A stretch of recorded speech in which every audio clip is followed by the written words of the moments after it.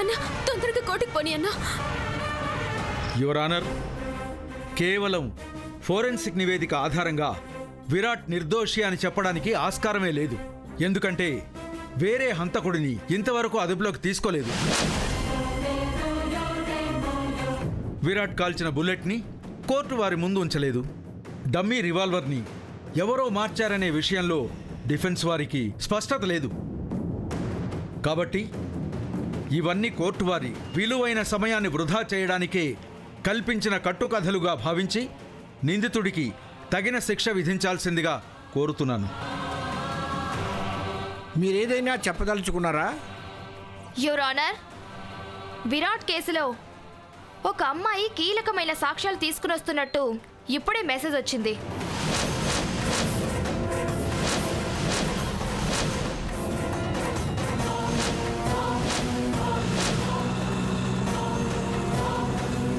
దయచేసి ఒక్క 5 నిమిషాలు టైం ఇవ్వాల్సిందిగా కోర్టు వారి అనుమతి కోరుతున్నాను. No problem.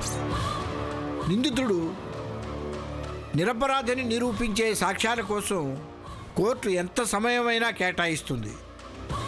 వాయిదా కావాలంటే తీసుకోవచ్చు. వాయిదా అవసరం లేదు మిలాడ్, 5 నిమిషాల సమయం చాలు. ఓకే, వెయిట్ చేద్దాం.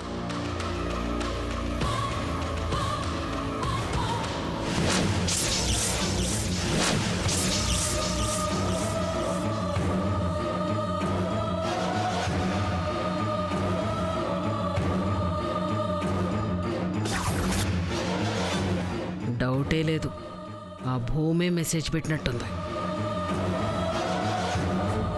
భూమి విరాట్కి శిక్ష వేయించేదాకా వదిలేలా లేదు. ఇంకెలాంటి సాక్ష్యాలు తీసుకుని వస్తుందో ఏంటో. కావాలనే భూమి కిడ్నాప్ అయినట్టు డ్రామా ఆడింది కాకుండా ఇప్పుడు ఆ కేసు కూడా నా మీదే వస్తుందో ఏంటో.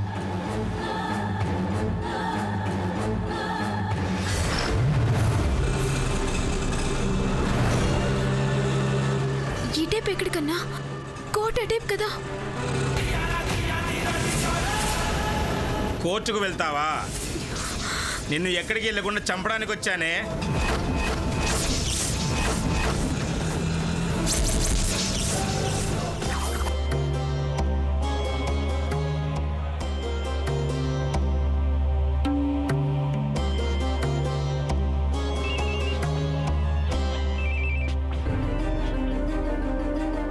చెప్పు నందిక. నానమ్మ, గుడ్ న్యూస్. ఇందాకే జడ్జిమెంట్ ఇచ్చారు. మీ బ్లెస్సింగ్స్ తో, నువ్వు చేసిన పూజలతో విరాట్ సార్ నిర్దోషిగా విడుదలయ్యారు. నిజంగా ఎంత శుభవార్త చెప్పావు. ఏమండి, మన విరాట్ నిర్దోషని తీర్పు చెప్పారటండి. సరే నందిక, నేను వెంటనే బయలుదేరి వస్తున్నాను. సరే నానమ్మ, బాయ్.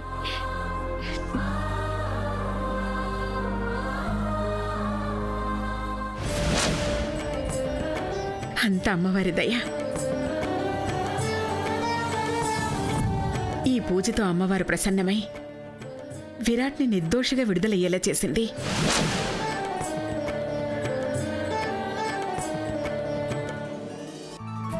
అలాగే భూమి కూడా క్షేమంగా తిరిగొస్తుందనే నమ్మకం మాకింకా పెరిగింది. తమ కోసం జరిపించే పూజ కన్నా ఎదుటివారి మంచి కోసం జరిపించే పూజకి అమ్మవారు సంతోషిస్తారు.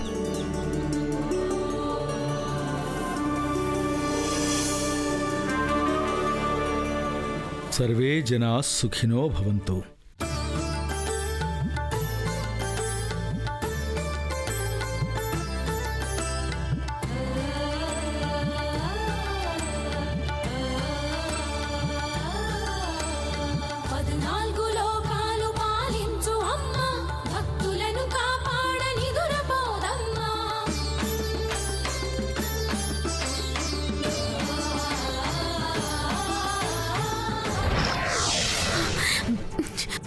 లోపలికి వెళ్ళాలి అప్పలరాజు.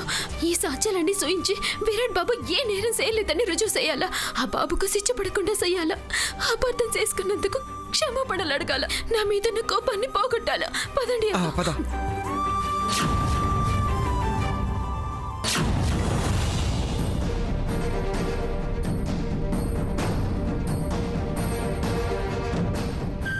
అయ్యో, అప్పుడే తీర్పు చెప్పేసినారు. పదండి. కిడ్నాప్ డ్రామా ఫెయిల్ అయింది కదా, కోర్టులో తేల్చుకుని నాకు శిక్ష పడేలా చేయడానికి వచ్చావా? నాను మీకు శిక్ష పడేలా చేయడం ఏంటి విరాట్ బాబు? ఇదిగోండి, మిమ్మల్ని నిర్దోషిగా విడుదల చేయించడానికి ఎంతో కట్టపడి ఈ సాక్ష్యాలు అట్టుకొచ్చాను. ఇది ఇంకో నాటకమా?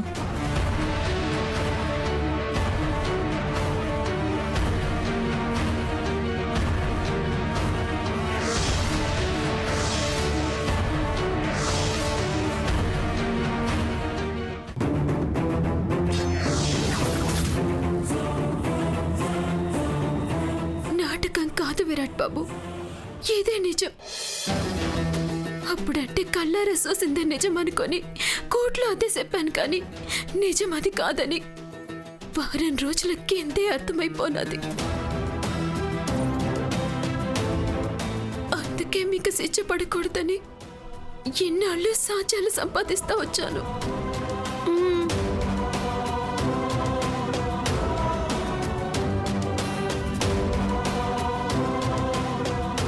నిజంగా నువ్వు చాలా కష్టపడ్డావు.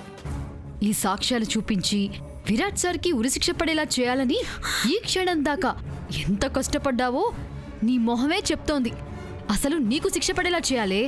నందికమ్మడో, నాను కాని నోరిప్పితే ఎవరు లోపలుండాలో ఎవరు బయటుండాలో కోర్టు తేలుతుంది. ఏంటి ఇంకా బెదిరిస్తున్నావు?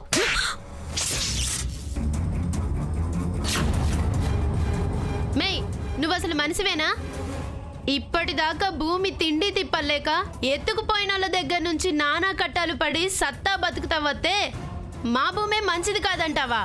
కోసి పారేసి కోట్లోనే లొంగిపోతానేమనుకుంటున్నావో? హేయ్, ఏయ్, నా చెల్లిని గాని భూమిని గాని ఇంకొక మాట అన్నావనుకో, ఆడదానివని కూడా చూడడం, చంపి పారేస్తానేమనుకుంటున్నావు?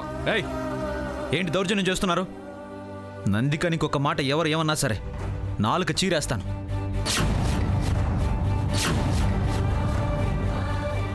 అసలు మీకేం తెలుసు నందిక గురించి?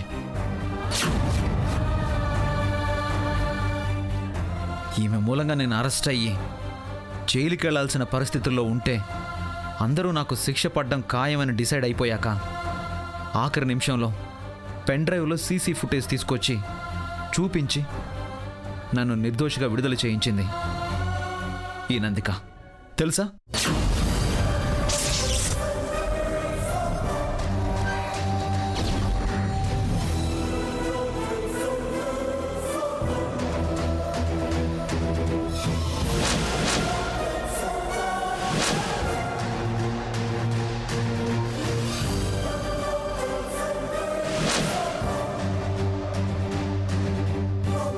నందిక సాక్ష్యం తెచ్చిందా?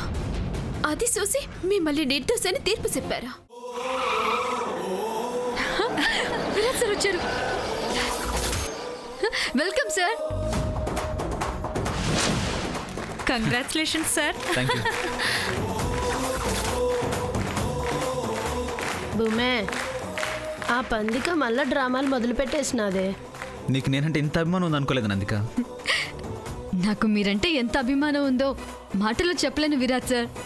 పాత రోజులన్నీ మర్చిపో. నేను కూడా ఆ చెత్తని డస్ట్బిన్లో పడేశాను.